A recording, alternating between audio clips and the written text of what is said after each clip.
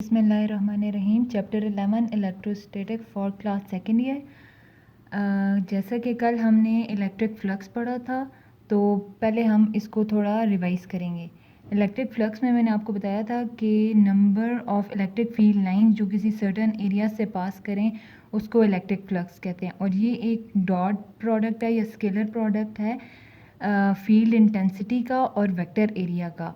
इसका जो ऐसा यूनिट है वो है न्यूटन मीटर स्क्वायर पर कूलम।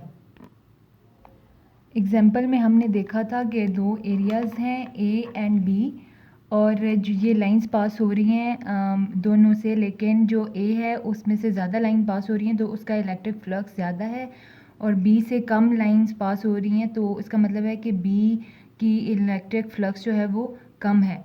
उसके बाद हमने इसके तीन केसेस पढ़े। फर्स्ट केस ये था कि जब हम फ्लैट सरफेस को परपेंडिकुलर रखें और जो इलेक्ट्रिक फील्ड लाइंस हैं उनकी डायरेक्शन पैरेलल हो, तो जब हमारा ये पैरेलल होगा तो कॉस थीटा जो है वो ज़ीरो होगा। Cos theta is equal to 1 which is maximum. Second case जो है वो ये था कि जब हम सरफेस को पैरेलल रख देंगे और इलेक्ट्रिक फील्ड लाइंस के, तो उसकी जो डायरेक्शन है वेक्टर एरिया की वो परपेंडिकुलर हो जाएगी।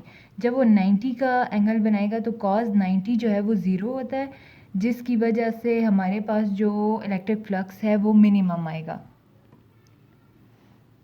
थर्ड केस जो है वो ये है कि when the flat surface is neither perpendicular nor parallel, जब ये सरफेस ना पैरेलल हो ना परपेंडिकुलर हो, तो कोई सर्टेन एंगल बना रहा हो, तो फिर हमने क्या करना है, फिर हमने प्रोजेक्शंस फाइंड आउट करनी है। एक इसकी प्रोजेक्शन है ए साइन ऑफ थीटा, और दूसरी इसकी जो हॉरिजेंटल प्रोजेक्शन है वो है ए कॉज ऑफ थीटा।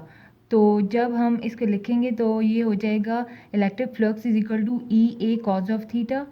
और हमने इलेक्ट्रिक फील्ड इंटेंसिटी जब पढ़ी थी वहाँ हमने ई की वैल्यू निकाली थी जो है 1/4 pi epsilon naught Q over R square. तो ये हम ई की जगह पुट कर देंगे और ए कॉज ऑफ थीटा उसी तरह आ जाएगा। आज का जो हमारा मेन टॉपिक है वो electric flux through a close surface है। कि अब हमने पहले हमारे पास फ्लैट सरफेस थी जिससे इलेक्ट्रिक फील्ड लाइन पास हो रही थी, लेकिन अब जो हमारी सरफेस है वो एक क्लोज्ड सरफेस है और अनइवन सरफेस है। अब हमने उसमें फाइंड आउट करना है कि हमारा जो इलेक्ट्रिक फ्लक्स है वो कितना है। Consider a close surface S in an electrical field. जो हमारा क्लोज सरफेस है इसको हम एस से डिनोट करें। To find the electric field through this close surface we divide the surface into small flat pieces of area A del 1। इस पूरी surface को हम क्योंकि ये इरेगुलर सरफेस है, इसको हम स्मॉल पीसेस में डिवाइड कर देंगे जो कि बिल्कुल सेम होंगे, जैसा A del 1। अब जितना A del 1 है उतना ही del A2 होगा, उतना ही del A3 होगा, अप टू सो ऑन। तो जब हम एरिया को इक्वली डिवाइड कर देंगे तो हमारे पास इसका फ्लक्स फाइंड आउट करना इजी हो जाएगा। Electric field intensity at these areas are E1। A1 में जो एरिया है उसमें इलेक्ट्रिक फील्ड इंटेंसिटी E1 होगी, जो एरिया A2 है वहाँ पे E2 and up to N respectively.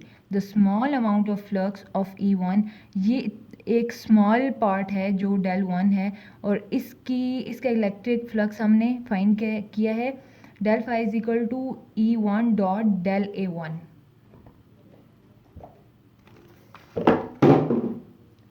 Electric flux through a close surface में जब हमने उस बॉडी को हमने एक पर्टिकुलर पार्ट्स में जो है हमने स्मॉल फ्लैट पीसेस में डिवाइड कर दिया था, तो अब हम उन सब का लेंगे और फिर उसका सम लेंगे। तो ये ऐसे हो जाएगा del phi is equal to E1 dot del A1। इसी तरह हमने सब की लेना है अप टू N। ठीक है, जब हम इसको लेंगे, जब हम अपना पूरा उसका सम अप करेंगे तो हम del phi 1 del phi 2 plus del phi n, तो इन सब की वैल्यूज़ जो हमने ऊपर निकाली थी वो हम इसमें पुट कर देंगे और एट द एंड हम इसको लिखेंगे sigma is equal to I is equal to 1 up to n, यानी कि सब का हम जितने भी हमारे पास एरिया है और उसकी जितनी भी इलेक्ट्रिक फील्ड इंटेंसिटी है वो हम ऐसे लिखेंगे sigma is equal to I approaches 1 up to n E1 dot del A।